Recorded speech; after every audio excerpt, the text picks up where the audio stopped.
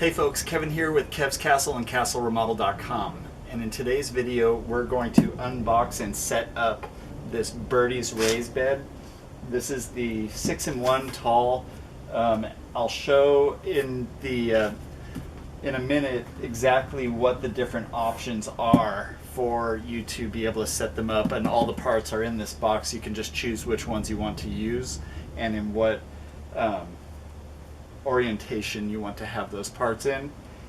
I'll show you which one we're going to use and how to build it. So let's go ahead and start unboxing it now. This is the original tall 6-in-1, and if we zoom in here you can see that there are different ways that you can use the pieces. I think we're either going to go with the one of the first two options. I like the first one because it seems to have a lot of open space to plant in, but the second one's pretty nice too. And then further down, you can use either any of these options, but the difference is you're going to be removing pieces and just not using them. So as you can see in the first two options, it uses all of the pieces in the box, but then the ones beyond that, it doesn't use all the pieces. You'll have some left over and you just won't use them. In the box we have 6 of these flat panels stacked together, and then we have 4 of the curved corner panels, and then all of the nuts and bolts that will go together. There's actually there's a tool to use to put these together. We'll still need a screwdriver. It looks like there's no screwdriver in there. I had to pick up some of these nuts and bolts out of the bottom of the box because the bag seemed to tear open, but that's all right. And then this piece is going to go along the top rim after we're done building it, and that will end up protecting us from getting cut in future days because these edges can be really sharp. So let's go ahead and get started on building it now. The tools we're going to be using is this is a 5/16 socket just on a handle like this, and then I have my drill with a Phillips bit for the other side. That should make it quick to put it on. You could use a screwdriver and do it by hand. It'll just take longer. We're going to use this drill and the socket. Those are the two tools we need.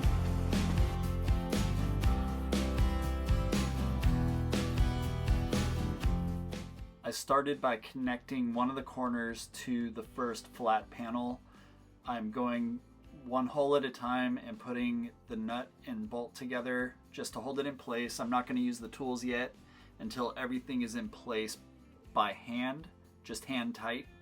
I noticed after I completed this that it might have been easier if I were to build an entire panel by connecting all 3 of them together like on a flat surface instead of working on the ground like this. It might have been easier if I were to connect all 3 of the flat panels together and then hook it up to the corner in one big piece. I don't know, but maybe if I build another one in the future, I will try it that way. This time I just did it all one at a time by hand. It doesn't matter which direction you put these panels on, they are reversible. They will look the same no matter what side you have as the top or the bottom. I am going to speed the video up and jump ahead a little while. I don't want you to have to sit through me putting all these screws in. You get the idea. We're going to jump ahead in the video now.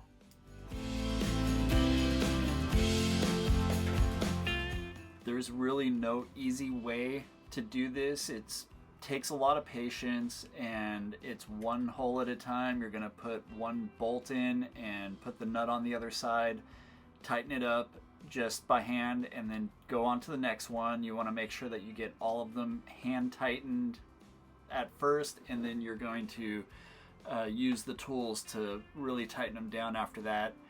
I believe the whole project took me over half an hour, probably closer to 40 to 45 minutes, and I'm working alone. I believe if you had a second set of hands, it can go a lot quicker.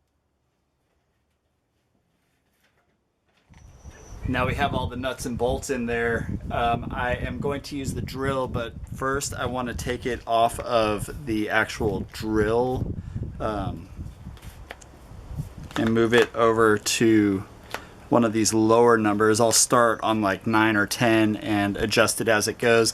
What that does is after there is a certain level of resistance, the drill will stop spinning and it'll make like a bumping noise, and that's when it's locked in and solid. So once we get started, I might adjust this, but we're going to start it at 9 and I might adjust it up or down from there. I'm using the socket on the inside of the raised bed to hold the nut in place while I'm using the drill on the outside to screw it in. This is the easiest way that I found to do this type of job, but it would work a lot better if there was somebody else helping me, if I were to be on the inside or outside and the other person on the opposite side of me, because once I get down to the bottom, my arms just barely reach. If you're a shorter person, then these tightening the bottom ones might be a little difficult. It was also the same kind of problem when I was putting the screws, the nuts and bolts together. So sometimes I could even flip it upside down and do the bottom ones after I do all the top ones, and just kind of like flip it over to do the bottom half.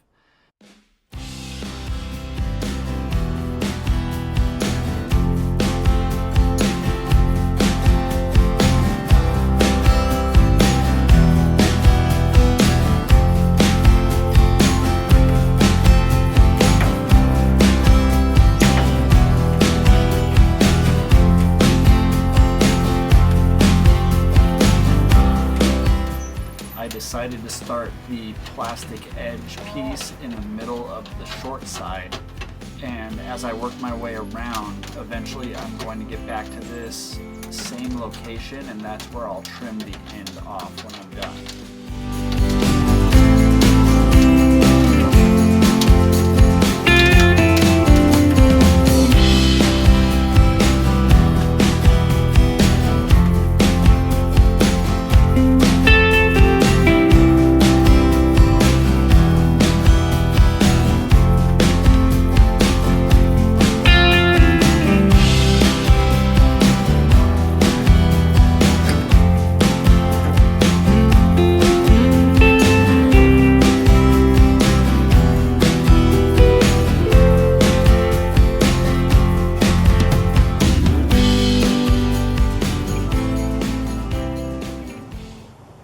And that's how we put together the birdie raised garden bed.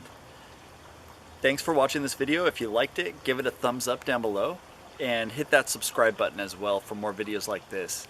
Here at Kev's Castle and castleremodel.com, I am dedicated to helping you create your castle. Thanks for watching.